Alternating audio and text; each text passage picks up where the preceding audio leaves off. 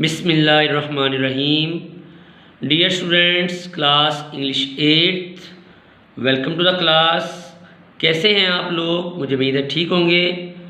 Dear fellows, आज का हमारा लेक्चर है बेटा मुख्तसर सा लेक्चर, वर्ड्स ऑपोजिट हैं, जो कि आपकी ग्रामर पेज 194 पर मौजूद हैं और ये सिर्फ एडवर्ब पर है।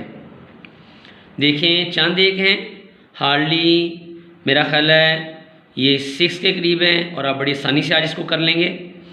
मैं इसको रीड आउट करके देता हूँ। Above, below, angrily, happily.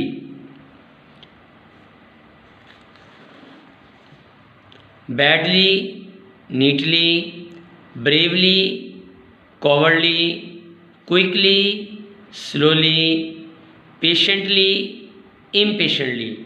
बेटा आपने इसके वर्ड्स ऑपोजिट भी याद करने हैं और आपको इसके मीनिंग भी आने चाहिए ताकि आप इसको अपनी मर्ज़ी से यूज़ भी कर सकें।